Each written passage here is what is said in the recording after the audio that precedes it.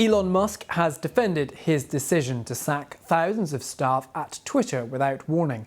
The world's richest man bought the social media platform last week. He tweeted to say that he was forced to make the cuts because Twitter was losing nearly $4 million a day.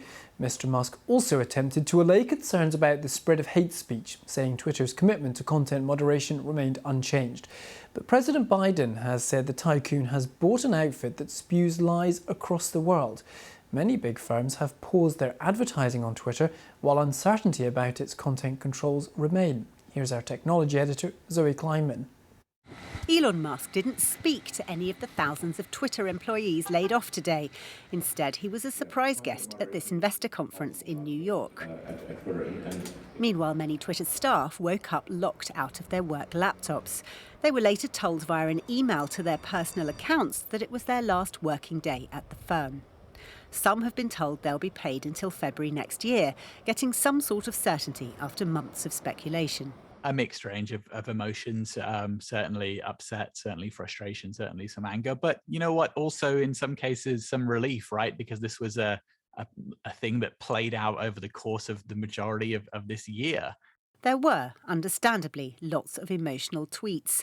This isn't looking promising, can't log into emails, so grateful this is happening at 3 a.m. Another said, the official and very dehumanising layoff email has been received. For others, it was simply bye. Literally everyone. Elon Musk made it clear when he bought Twitter last Friday that big changes were coming. Twitter's regarded as influential, but it hasn't made a profit in years, and it's also failed to attract new users. Twitter makes its money from adverts, and businesses are spending less on that as the financial crisis bites. There have also been calls for brands to boycott Twitter in protest against Mr. Musk's leadership, something he addressed today. A number of major advertisers have stopped spending on Twitter. This doesn't seem right because we've made no change in our operations at all.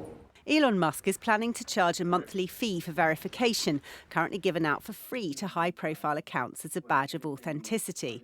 He's also looking at setting up a moderation board to oversee decisions about banned accounts. For those staff who remain, Twitter under Elon Musk, who says he expects an extreme work ethic, will be a very different environment. And the platform itself might also start to feel like a new experience. Mr. Musk is the world's richest man. He knows how to do business. He may well be able to turn Twitter around, but it'll be done on his terms. Zoe Kleinman, BBC News. Well, earlier I asked Erin Wu from The Information about how Twitter employees, past and present, are feeling about the situation. People are shocked at the speed that this is happening at, and they're also they're angry that there hasn't been more communication from Elon Musk and his team. They're also worried about what's going to happen to the future of the platform.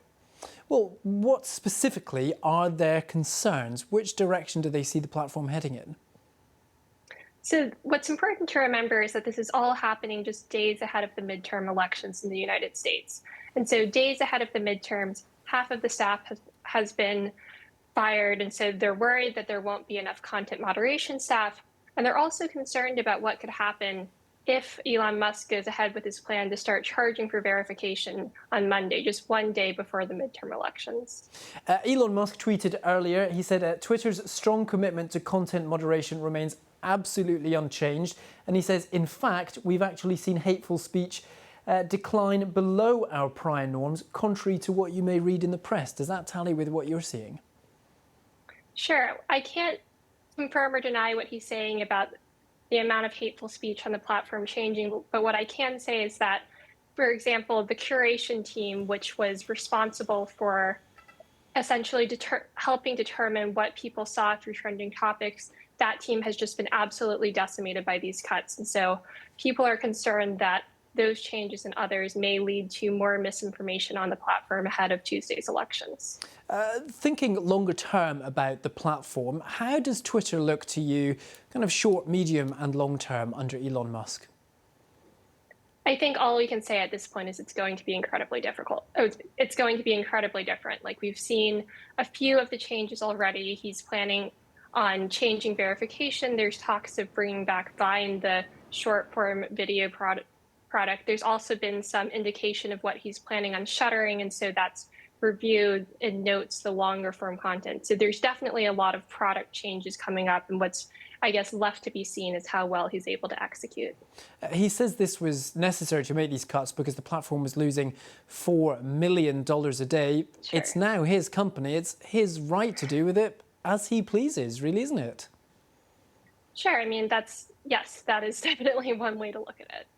I think it's also important to add that the amount of financial pressure that Twitter is under has been increased by the way that he financed his bid to buy the platform. And so he's added around $1 billion of debt that needs to be repaid every year. And so that obviously ups the financial pressure quite a bit.